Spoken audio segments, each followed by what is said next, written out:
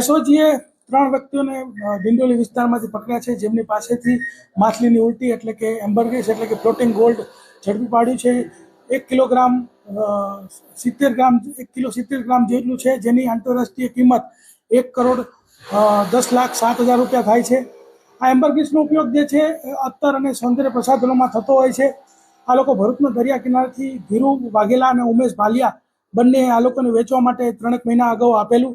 1 અઠવાડિયાથી આ લોકો વેચવા માટે ફરતા હતા અને એ વેચવા માટે કસ્ટમર શોધતા હતા। એ દરમિયાન કોઈ વ્યક્તિને જાણ થતાં એસઓજીને બાતમી મળી અને એસઓજી બાતમી મળતા આ લોકોને ઝડપી પાડ્યા। 3 આરોપીનું નામ છે અમરીશ મિશ્રા, સોનુ બબલુ ઉપાધ્યાય અને સંદીપ ઉપાધ્યાય। અમરીશ મિશ્રા છે ફ્લિપકાર્ટની અંદર ડિલિવરીનું કામ કરે છે અને સોનુ ઉપાધ્યાય અને સંદીપ ઉપાધ્યાય બંને રિક્ષા ડ્રાઈવર છે। અત્યાર સુધીમાં એવો કોઈ ક્રિમિનલ હિસ્ટ્રી જણાવેલ નથી।